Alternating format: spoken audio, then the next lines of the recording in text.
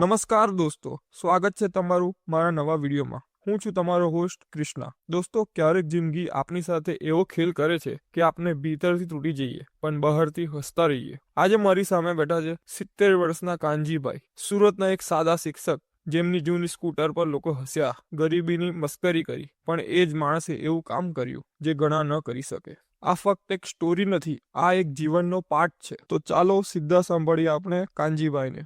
નમસ્કાર, મારું નામ કાનજીભાઈ છે। હું સુરતની એક સરકારી શાળામાં શિક્ષક હતો। પગાર મોટો નહોતો, પણ ઈમાન મોટું હતું। આજે હું 70 વર્ષનો થયો છું। વાળ સફેદ થઈ ગયા, પગ ધીમા પડી ગયા, આંખે ચશ્મો આવી ગયો। પણ જીવનની કેટલીક ઘટનાઓ એવી હોય છે ને બેટા, કે વર્ષો વીતી જાય છતાં દિલમાં તાજી જ રહે છે। આજે હું તમને એવી જ એક ઘટના કહું છું।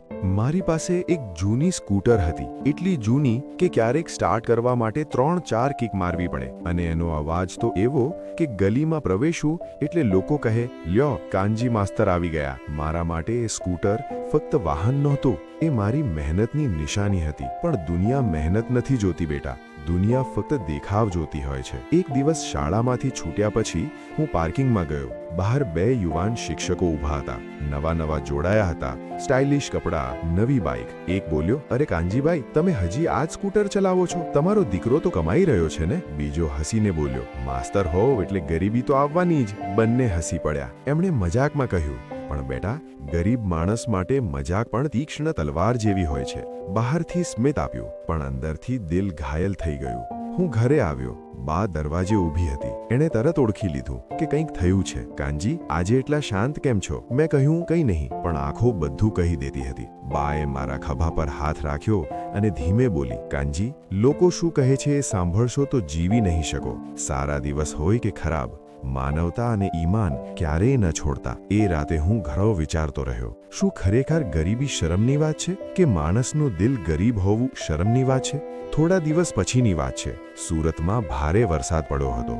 હું શાળામાંથી પરત આવતો હતો। રસ્તા પર પાણી ભરાયું હતું। એ વખતે મેં જોયું, એક 70-75 વર્ષના વૃદ્ધ રસ્તા પર લપસીને પડી ગયા હતા। લોકો પસાર થઈ રહ્યા હતા, કોઈ ઊભું ન રહ્યું। કોઈએ કહ્યું, મને મોડું થઈ રહ્યું છે। કોઈએ નજર ફેરવી લીધી।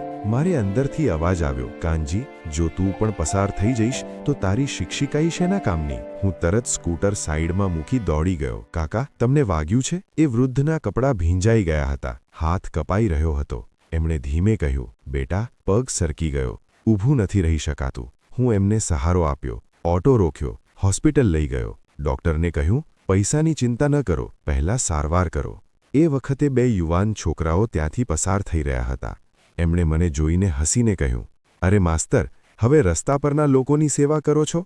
તમારી સ્કૂટર જેવી જ હાલત છે એની। એમણે ફોટો પણ ખેંચ્યો।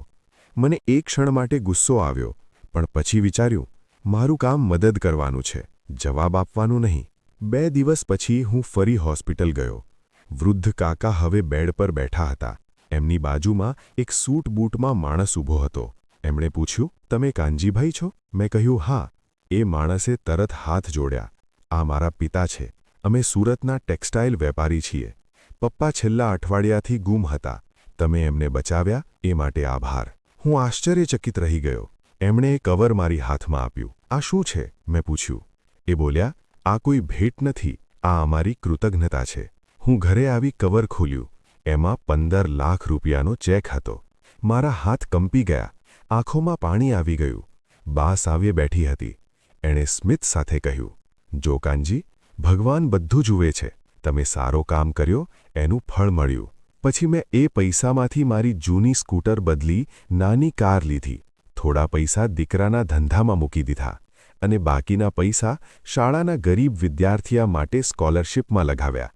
મને લાગ્યું, જો ભગવાને મને આપ્યું છે તો એની થોડી હિસ્સેદારી સમાજને હોવી જોઈએ। એક દિવસ એ જ 2 શિક્ષકો મારી પાસે આવ્યા। કાનજીભાઈ, તમે તો નસીબદાર નીકળ્યા। હું શાંતિથી હસ્યો અને કહ્યું, નસીબદાર નહીં, ફક્ત માનવતામાં વિશ્વાસ રાખ્યો। બેટા, જીવનમાં લોકો તમારો મજાક ઉડાવશે, તમારી ગરીબી જોશે, તમારી હાલત જોશે, પણ તમારું દિલ નથી જોશે। હું આજે 70 વર્ષનો છું, ઘણા ચઢાવ ઉતાર જોયા છે, પણ એક વાત શીખ્યો, સાચું કામ કરો, ભલે કોઈ જુએ કે ન જુએ। ઈમાન અને દયા ક્યારેય વ્યર્થ નથી જતા। પૈસા આજે છે, તત્કાલે નથી, પણ માણસાઈ હોય તો ભગવાન હંમેશા સાથ આપે. યાદ રાખજો બેટા, મોટા બનવું હોય તો પહેલા સારા માણસ બનો. જય શ્રી કૃષ્ણ. કેટલી સુંદર વાત કહી કાનજીભાઈએ. સાચે જ માણસાઈ હોય તો જ ભગવાન સાથ આપે. દોસ્તો, આ વાત તમારા દિલ સુધી પહોંચી હોય તો વિડીયોને લાઈક કરો, શેર કરો અને મારી ચેનલને સબસ્ક્રાઇબ કરો.